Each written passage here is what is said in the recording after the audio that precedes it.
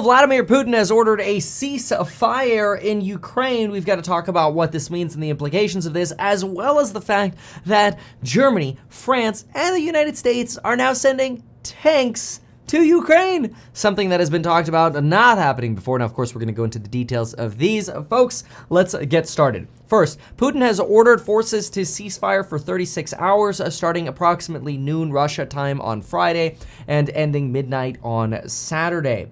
Now, this is coming under the idea that the Russians want to celebrate the Russian Orthodox Christmas and they need a break.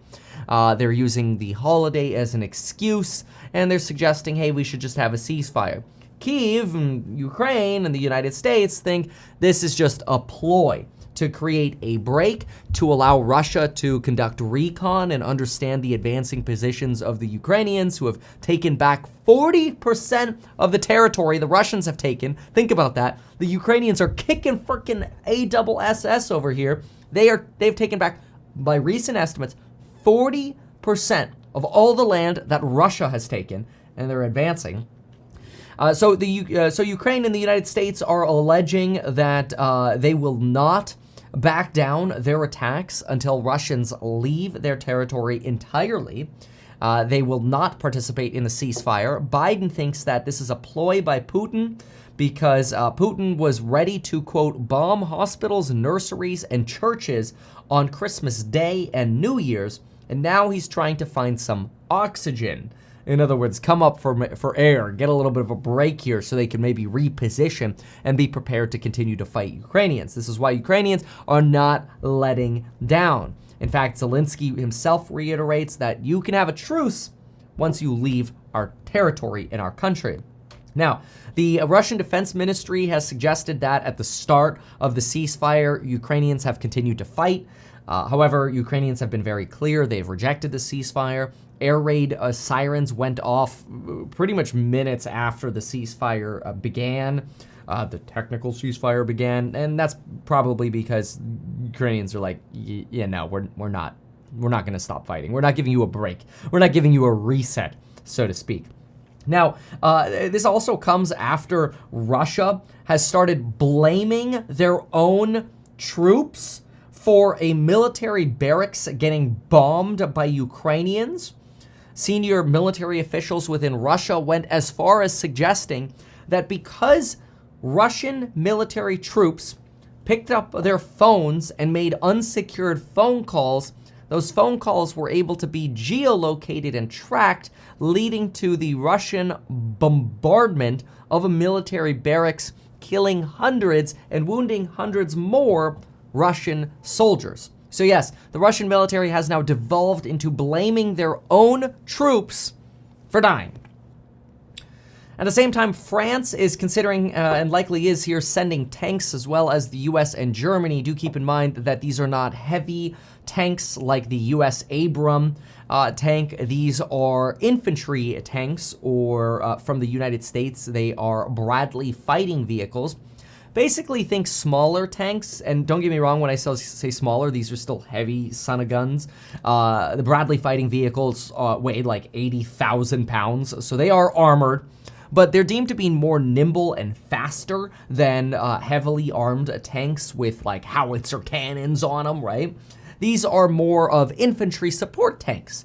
So, for example, these are nimble vehicles that go from 0 to 30 miles an hour in a speedy 22 seconds. They have a top speed of about 38 miles per hour. They don't feature the traditional massive cannon on the front, but they do come with a smaller 25 millimeter autocannon. Now, these fire smaller shells, and don't get me wrong, when I say smaller shells, they're still nice shells, okay? You don't want to get hit by these things.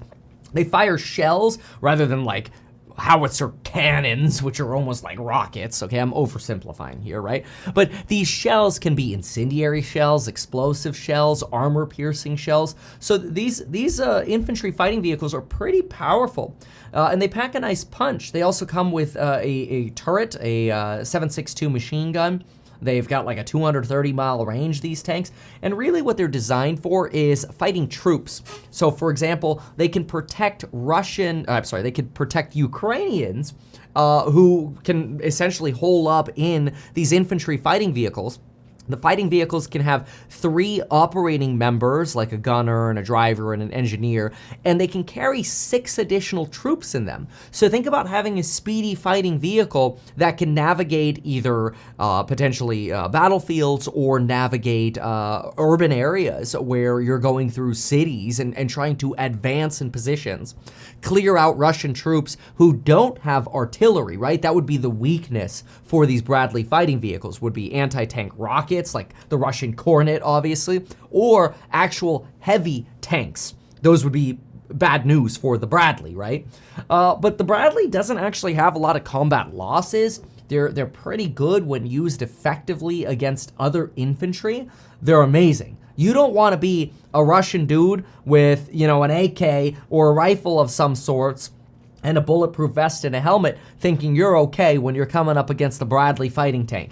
You ain't. You're gonna have a really bad day. So they create really nice armored cover, and they're a really easy tool for taking more land and controlling more territory against infantry. Again, this is not like heavy versus heavy here. This is like trying to cheat against infantry, okay? Which, in fairness, is fine. And so this is actually a big turning point here in the war, in my opinion, for Ukraine, because this is going to create some really substantial advantages for the Ukrainian military. They're already kicking butt, pushing back Russians substantially, regaining 40% of territory.